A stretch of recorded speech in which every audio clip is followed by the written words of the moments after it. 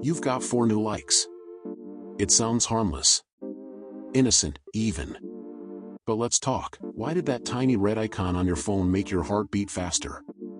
Why do you refresh, double-check, and even delete a post if it didn't perform well? When did that start? And more importantly, what did you lose along the way? This isn't just about social media. This is also about your life, your decisions, your emotions, even your career. When did it slowly begin to orbit around invisible numbers?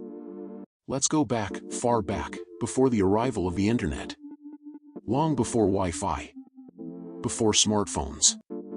And long before likes. Human beings were already being influenced. Just not by machines.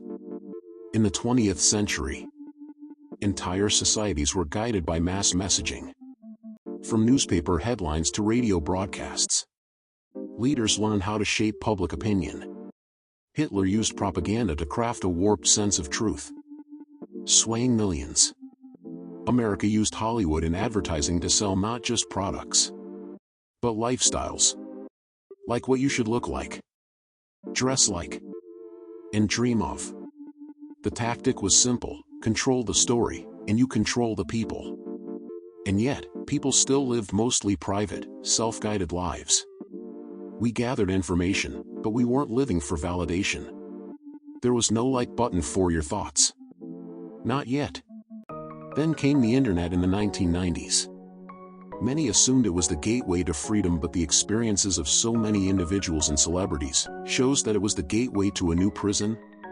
The most visible changes that occurred was that suddenly, everyone became an unassigned employee of the internet. Our love for the internet made us become broadcasters of trends and lifestyles. The internet became a powerful weapon in our hands as we could share our opinion, write a blog, join a forum, or send an email across the world. It was raw, unfiltered, alive. At first, it felt like power. But slowly, that changed. In 2004, Facebook was born. In 2006, Twitter. In 2010, Instagram. Then TikTok. Snapchat. YouTube. LinkedIn. What started as a connection became a comparison. What began as self-expression turned into self-performance. Then it happened. Something subtle but world-changing was developed called app. A small feature was introduced in the app called the like button. It seemed so harmless. But it did something massive. It began attaching your self-worth to feedback loops. Now, your thoughts were no longer private reflections. They were votes. Each like was like a pat on the back saying, "I agree with you." Each silence is likened to a whisper saying, "You're not enough." As the platforms grew, so was the need to keep users glued. That's when the algorithm, the invisible puppet master, entered the scene, and its aim was not to serve us, but to study us. The algorithm watched how long we paused on a photo. What made us angry? What made us laugh? What made us feel jealous? Then it crafted a feed, not to inform, but to keep us hooked. Because your attention is currency. And you are the product. Oftentimes, the following questions have resonated in the heart of many users of social media apps, especially when their content or photos are not generating much buzz on the internet. Questions like, why do I feel uneasy when a post flops? Why do I compare my behind the scenes to someone's highlight reel?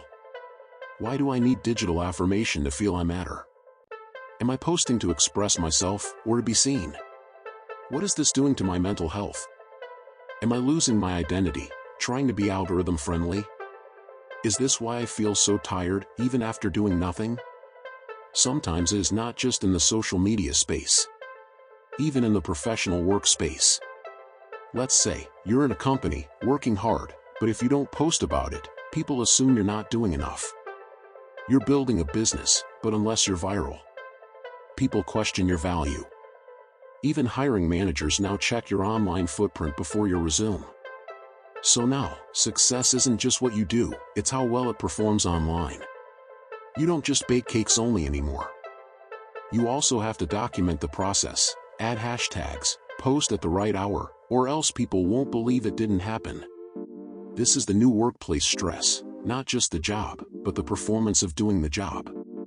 We traded real attention for artificial applause. Now, teenagers battle anxiety if their photo doesn't hit a like quota. Mothers compare their parenting to curated clips.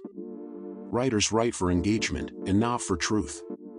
Businesses chase virality instead of authenticity. And you? You may feel lost. Invisible. Not because you're doing less, but because the algorithm decided not to show your story. Let that sink in. Your reality is filtered by a machine you don't understand, controlled by a company that doesn't know your name. And before we blame the algorithm, we have to find the real culprit responsible for how we feel when our work or photo is not viral on the internet. That person is the image you see when you look at a mirror. Yes, you. We allow an invisible algorithm to determine our mood the moment we stopped asking why we posted, and started measuring how it performed. The likes start leading our lives the moment approval replaced expression. And also when we began checking screens before checking in with ourselves. In our world today, mental health issues have increased at a faster rate, which has made many to ponder on what can be done to reclaim our souls. Well, maybe the goal isn't to disappear from the digital world, but to wake up inside it. The moment we post from presence, not pressure.